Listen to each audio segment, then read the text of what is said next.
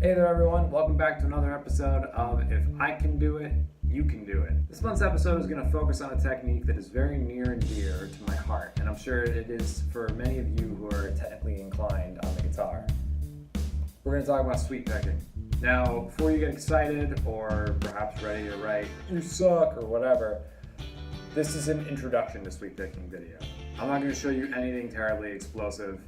I'm going to show you form and a couple of exercises that you can work on to develop that form and to just get comfortable with sweep picking.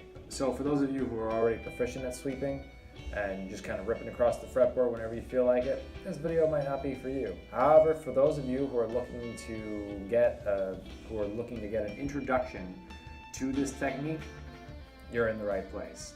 A lot of what I'm going to be showing you is stuff that I learned from Alfred Potter's introduction to sweeping video, and I'm going to actually post a link to that down in the video below. And I'm actually going to post a link to that down in the video description below, just because it was so helpful to me. If you like what you see here and you want some elaboration on what you learn here, his sweeping series is really, really excellent.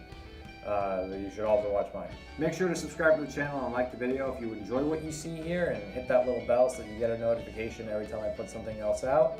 And without further ado, let's just jump in.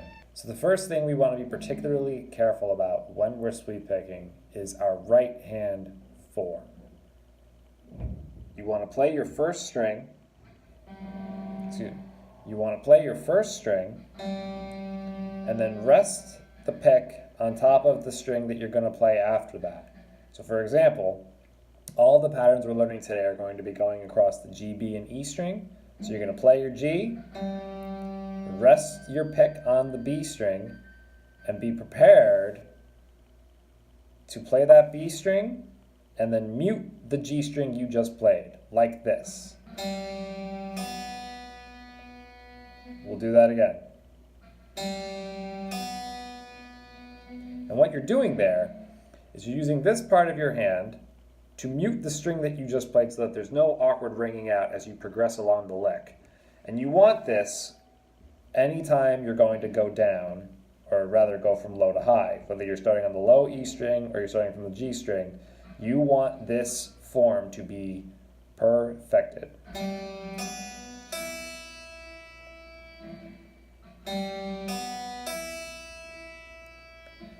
Now, you might wonder, what would you do when you're coming this way? The good news is that if you're playing a pattern, your left hand is going to kind of do the work here for you. Let's go ahead and get that into shot. Let's say you're coming down on this on a pattern that sounds like this. What you notice is that after I play those notes on the high E string, my middle finger comes on, and the skin underneath my fingertip mutes the string that I just played. And this is pretty universal for any pattern you're playing, you're sweep picking. The string you go to afterwards will do the muting for you, most of the time. But when you're coming down, you need this part of your hand to mute the string that you just played. Let's jump into those patterns now. The first diddly we're going to cover, and that's what I'm calling these by the way, diddlies, is a small major pattern. You're going to go to the 12th fret on the G string with your index finger. Go ahead and play that. Then you're going to go to the 13th fret on the B string with your middle finger. Then you're going to go back to the 12th fret on the high E with your index. Hammer on to the 15th with your pinky. Pull off to the 12th, and then come back down the way you came. Vibrato optional. So that pattern is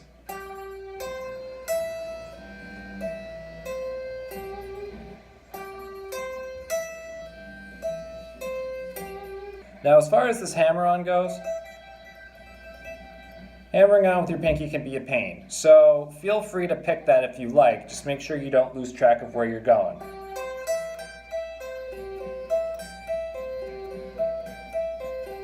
It'll certainly sound sharper if your hammering with your pinky isn't as tight as you'd like it to be.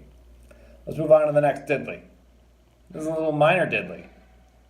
Same first two notes, 12th on the G, 13th on the B, 11th on the high E with your index finger, then back to the 15th with your pinky, and then you pull off, back to the 11th, then to the 13th on the B, then to the 12th on the G. So that is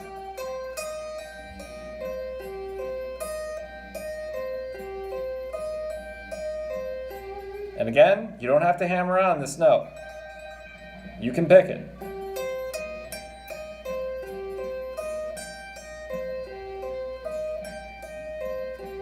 Just remember to maintain your form and you should be okay. Moving on, we have a major pattern that is built out of a bar chord. Only using our G, B, and E string. What we'll be doing here is we'll be starting from the 13th fret on the G string with our middle finger, going to the 12th fret on the B string with our index, rolling our index to the 12th fret on the high E, and then hammering on to the 14th fret with our ring finger, pulling off, going back to the 12th fret on the B, then going to the 13th fret on the G. So that is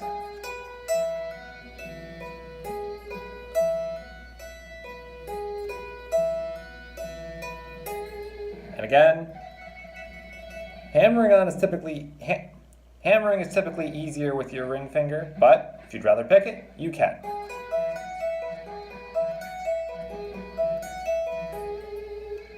So this last diddly is another minor one. You're going to start with your ring finger in the 14th fret to the 13th fret on the B with your middle, to the 12th fret on the high E with your index. And in this one, you're going to hammer on to the 13th fret, pull off to the 12th, go back to the 13th on the B, and the 14th on the G. That'll play out like this.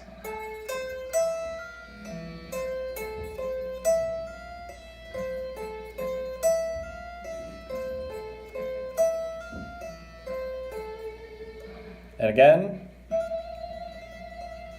I would imagine that hammering with your middle finger is probably the easiest of your three fingers to hammer on with, but again, you can pick it.